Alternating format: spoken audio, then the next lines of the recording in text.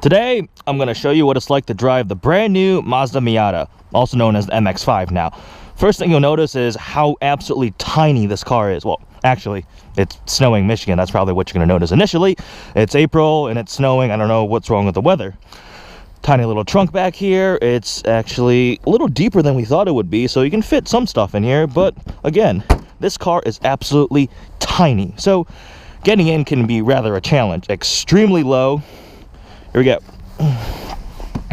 Now again, I am 6'2", so this car is not really built for people of my proportions, but I will fit in here comfortably enough. I can drive it. I can have the seat in a position where I can reach the shifter, the clutch, and be able to see out. And that's pretty much the limit because the seat's all the way back, and I have absolutely zero headroom with the top down, or with the top up. If I put the top down, obviously you'll have unlimited headroom. So even though it's snowing, put the top down real quick just to show you guys what it's like. That's called dedication to a car review right there. Turn that off.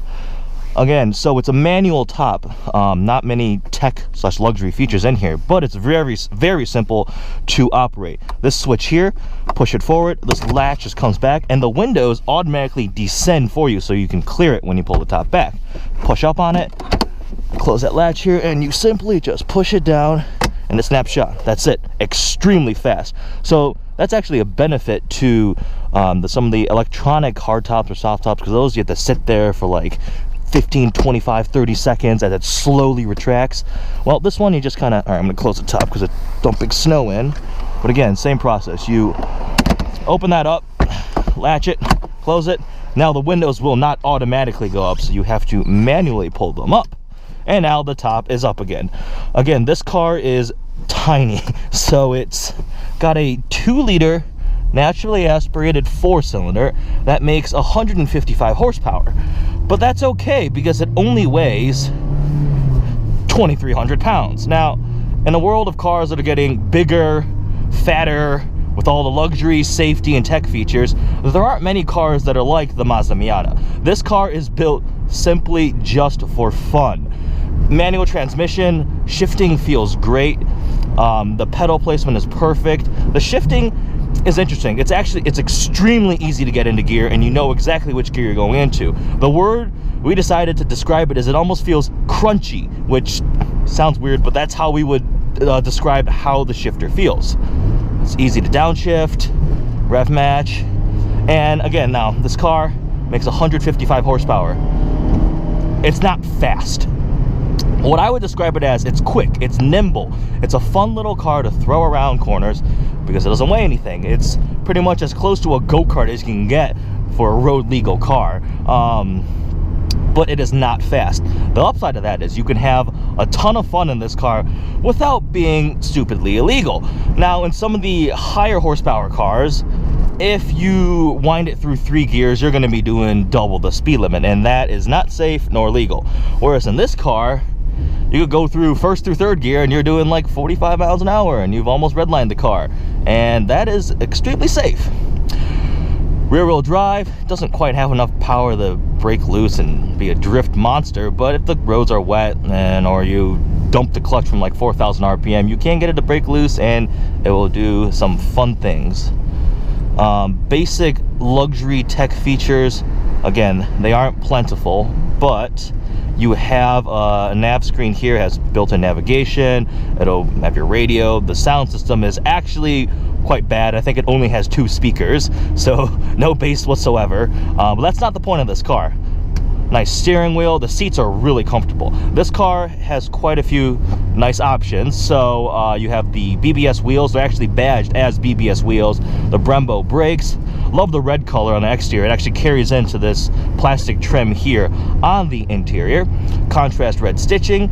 So this cabin is it's good enough. It's enough for what this car is supposed to be. It is quite loud. I'm doing 50 miles an hour right now, and there is quite a bit of wind noise. At freeway speeds, it sounds like you have windows open, and you don't. It's just because the top is extremely thin. There really isn't any padding. It's pretty much the opposite of a top in the Rolls-Royce Dawn, where the Rolls-Royce has like 18 different layers of padding, so it might as well be a coupe. This car, you can definitely tell that it's a convertible. It rides rather hard over bumps, uneven road. It can be sometimes a little painful, but that means that it corners really well. It's actually quite a bit louder than we expected it to be, engine noise wise. I wouldn't say it's a good sound,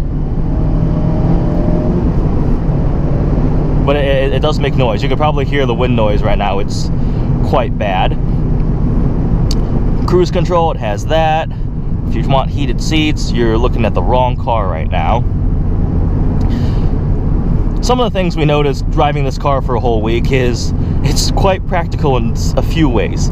Parking, easiest thing in the world. It's so tiny, you just pull into a space, the turning radius is great, you don't have to worry about hitting anything because it's minuscule. You pull into the spot, you can pull your door open because you're not going to hit anything because you're 1.5 feet less wide than every other car in the parking lot. It's pretty much the polar opposite of parking something like the S-Class, which is a stressful and extremely long process. It gets insanely good fuel economy. This right now is averaging 27.8. It's actually been dropping because since we've had it, we've been driving it fun and hard the whole time. I'm not going to go too crazy because, as you can see, it's dumping snow right now. But on the freeway, you'll easily get over 30 mpg, and the fuel tank is very small. I filled it up yesterday. It was at a quarter tank, and I put 7 gallons in, and it was full. I got in the car. I'm like, wait. Why is it full? I think, I don't know the exact number, but I think it's got probably like a 10-gallon gas tank, which is all you need because if you can average over 30 mpg, you'll get plenty of range for this tiny car. It's very easy to shift. Woo! Miatas have always been popular as a fun car. You never buy this as one of your principal vehicles to use on a daily basis. Now, I'm sure there are people that love their Miatas and drive them every day to work, but there is no way I could ever do that. One, I'm kind of too big to drive this car comfortably for long periods of time. Drove it all the way out to Dearborn the other day, which is about 40 minutes from Ann Arbor, and yeah, I wasn't particularly happy at the end of the drive. But there's always been spec Miata classes and people autocross Miatas, and after driving this car for a week, I see exactly why. I mean, it handles so well, it's so light and nimble, and is just insanely fun. It just shows you don't need 550 horsepower, 600 horsepower, incredible all-wheel drive grip and everything to make a car fun. A small, light car can be a hell of a lot of fun.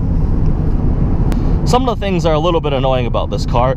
It's so low and tiny that if you stop at a light and a big SUV or truck or anything pulls up behind you and they have their headlights on, you are going to be absolutely blinded. The lights, it's so narrow that the lights somehow manage to hit both the right side view mirror, the left side view mirror, and the rear view mirror. So you're kind of like huddled like this, trying not to be blinded by the glare from the headlights behind you. That's just a consequence of it being a tiny little car. Again, I've mentioned before, the sound isolation, the road noise isolation is not quite that good. Cool little feature, if you see right there, let's see if I downshift to 5th. It'll, after driving for a while, it'll tell you to upshift to a certain gear just for the sake of fuel economy. It's nice that there's a little digital display for what gear you're in. Little digital display on the left side will show you the temperature, your fuel economy, the range. When you're using cruise control, it will also tell you the current speed you're at. Very basic car here. Interior doesn't have all the fancy metal and leather. I mean, this is all plastic, but it's done well enough that, I mean, you look at it and it's nice. It's nice to see. Do a little acceleration right here, first gear.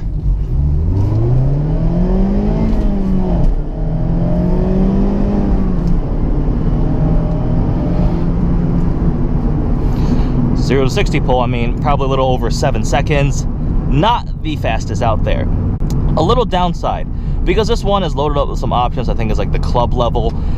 It cost quite a bit more than I expected. I think it stickers for over $33,000. Now, if you think about it, for about $35,000, you can get a Mustang GT manual, which is larger, more comfortable, way faster, twice the horsepower. And almost the same price. So if you are looking for the fastest car, the best all-around deal, this might not be what you want. You have to know what you're getting into. You want a fun little car that you can take out on the weekends on back roads, and it'll just put a smile on your face, just like the grill is smiling all the time. This car is an extremely happy looking car, design-wise. You will want this car for maybe autocross, just a nice weekend drive with the top down on a nice back road like this when it's not snowing. But if you're gonna go through this car, I guarantee you'll be extremely happy with it, because since we've had it for this week, it's been a lot of fun to take out every single time. Again, the whole minimalistic, it's got, I mean, manual seats, it's a manual transmission, tiny engine, rear-wheel drive, tiny little chassis. It's a fun car. So this is the brand new Mazda MX-5 Miata. Hope you guys enjoyed this video. Like always, please browse our channel and subscribe. Look forward to seeing you next video.